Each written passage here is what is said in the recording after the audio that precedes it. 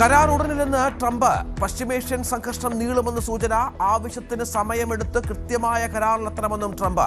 പിഴവുകൾ ഉണ്ടാകാൻ പാടില്ലെന്ന് മധ്യസ്ഥർക്ക് നിർദ്ദേശം. യുറേനിയം സമ്പുഷ്ടീകരണം തടയാൻ അമേരിക്ക ശ്രമിക്കരുതെന്ന് ഇറാൻ MP.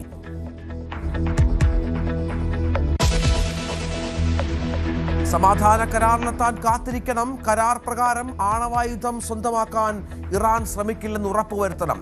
സമ്പുഷ്ടീകരിച്ച യുറേനിയം ഉപേക്ഷിക്കണം. ഹോർമുസ് നിയന്ത്രണം ഇറാൻ നൽകും. ഉപരോധങ്ങൾ പിൻവലിക്കും.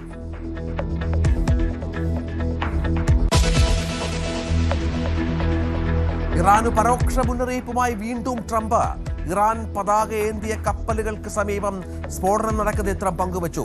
ഗുഡ് ബൈ എന്നർത്ഥം വരുന്ന പോസ്റ്റ് പങ്കുവച്ചത് ട്രൂത്ത് സോഷ്യലിൽ. നിരവധി കപ്പലുകൾ തീപിടിച്ചു പൊട്ടിത്തെറിക്കുന്നതും ചിത്രം AI സഹായത്തോടെ തയ്യാറാക്കുകയെന്ന് സൂചന.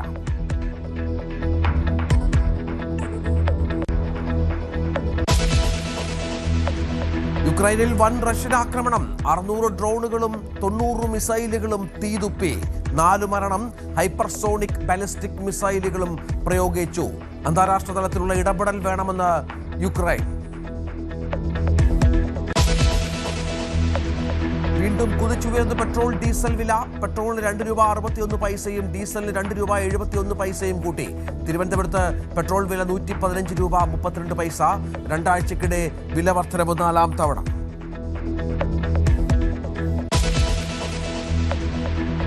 കാലവർഷം നാളെ എത്തും. സംസ്ഥാനത്ത് ശക്തമായ മഴയ്ക്കു സാധ്യത. 9 ജില്ലകളിൽ യെല്ലോ അലർട്ട്. കനത്ത കാറ്റിനെയും ഇടിമിന്നലിനെയും കരുതണമെന്ന് കാലാവസ്ഥാ വകുപ്പ്.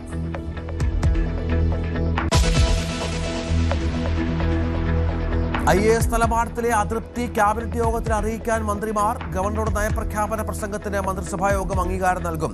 റാങ്ക് പട്ടികകളുടെ കാലാവധി നീട്ടാനുള്ള സർക്കാർ ശുപാർശയിൽ PSC തീരുമാനം ഇന്ന്.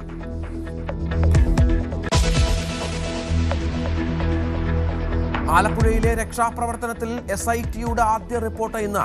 ഗൺമാൻ അനിൽകുമാർ അടക്കം 5 പേർക്കെതിരെയും നടപടിക്കു സാധ്യത. ADGP അജിത് കുമാറിനെതിരായ റിപ്പോർട്ട് വൈകുമെന്ന സൂചന. മുഖ്യമന്ത്രിയെ ഇൻഡിഗോ വിമാനത്തിൽ ആക്രമിച്ചുവെന്ന കേസിൽ വ്യോമയാന വകുപ്പ് നിലനിൽക്കില്ലെന്ന റിപ്പോർട്ട് ഇന്ന് കോടതിയിൽ.